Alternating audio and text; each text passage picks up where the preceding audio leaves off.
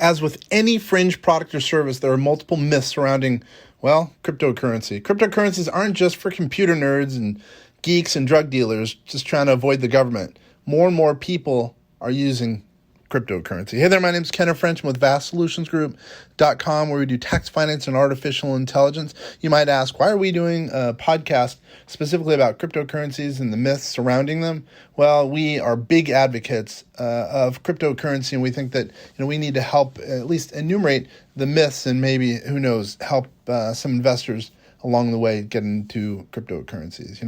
Myths regarding cryptocurrencies, they're all over the place. Cryptocurrency is illegal. You've probably heard that. It does depend on the country.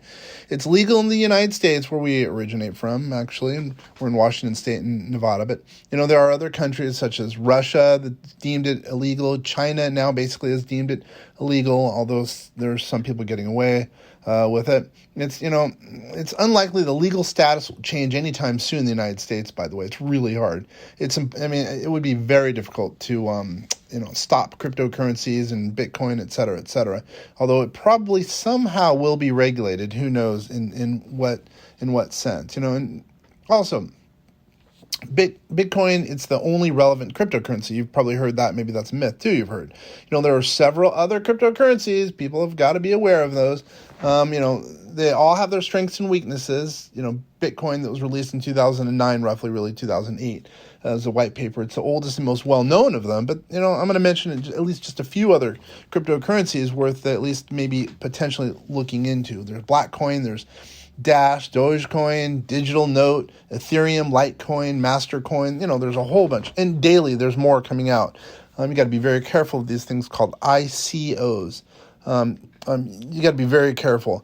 They're basically, these coins are being minted, and sometimes with nefarious ideas behind them or nefarious people behind them, so you're not making money. It's just kind of like an initial public offering for a company. Instead, it's an initial coin offering for basically a coin or sometimes even a token, depending on the circumstances.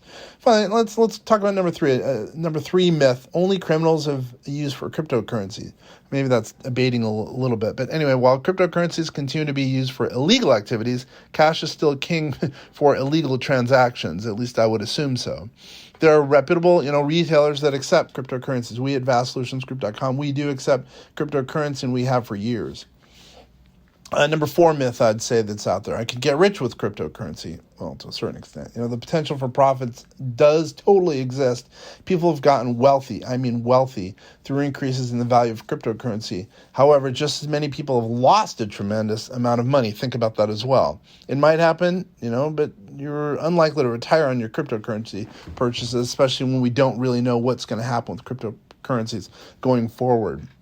Let's talk about, how about number five? Cryptocurrencies are fiat currencies. What is that? Most of them are. Well, that's true, but, so is the euro, so is the US dollar. All major world currencies have abandoned a gold standard. The US decoupled from the gold standard in 1933. The value of all fiat currency is based on the willingness of the public to agree that it actually does possess value. What about the government can shut down cryptocurrencies? Let's talk about that. That's kind of a myth. Depending on the circumstances. The government could make cryptocurrencies illegal, but shutting down the whole system would be very, very, very, very difficult. There's no central server, generally, or location that houses a cryptocurrency system. As you've probably heard, there's this thing called the blockchain. The information is stored on computers of every user, basically. So unless the government can find a way to shut down the internet, it would be a challenge to put an end to cryptocurrencies in general. It's easy to mine cryptocurrency and money, and make money. A lot of people think that. Maybe back in the day, entire companies have been built for the sole purpose of mining cryptocurrencies or making cryptocurrencies. It requires a tremendous amount of computer hardware and electricity to be successful. Unless you've got, several hundreds of thousands of dollars, can't even begin to compete in that market. The bigger ones usually are the ones who are going to succeed. Although I do know of a number of people who are doing it and making at least a small amount of money. But to make real money for your investment or return on dollars, it might make sense to have big dollars investing in that world. Cryptocurrencies are subject to hacking. Let's talk about that. Bitcoin merchants and wallets have been subject to hacking activities, there's no doubt. However, Bitcoin itself has never been hacked. Other cryptocurrencies have similar security profiles. what I would say is insufficient security is always a potential problem, but really you got to protect your wallet, your own wallet. Make a cold wallet. You can call us at 888-808-8278 extension 700 to talk about what the different protection measures that are in place between cold wallets, hot wallets, warm wallets, et cetera, et cetera. There's a lot of things that go into it. I will say you do have to make sure your wallet and your cryptocurrency is protected. You got to be very, very careful. People say it's impossible to trace cryptocurrency transactions. It's not easy, but it definitely can be done. Regarding, let's say, Bitcoin, the blockchain ledger lists all the transactions that have ever occurred since 2008 with Bitcoin. So think about that. Every single transaction that occurs, you can see. It's immutable. You can't change it generally. It's always going to be out there, meaning whatever transactions have occurred with, in this case, Bitcoin. Now, the challenging part is linking the wallet addresses with the owners. Some people don't want their wallets to be known. Some people do want their wallets to be known, meaning their address, I should say. With enough time and effort, the government can totally track you down. It's a lot of work, I'm going to tell you that. The government has seized and auctioned off millions of dollars worth of Bitcoin. Now, have you been guilty of believing any of these myths? I think we've gone over 9 or 10 myths. It's easy to, believe in the myths, especially when it's a new asset class. Cryptocurrency is still, they're not common. Not very many people really have them if you think about it.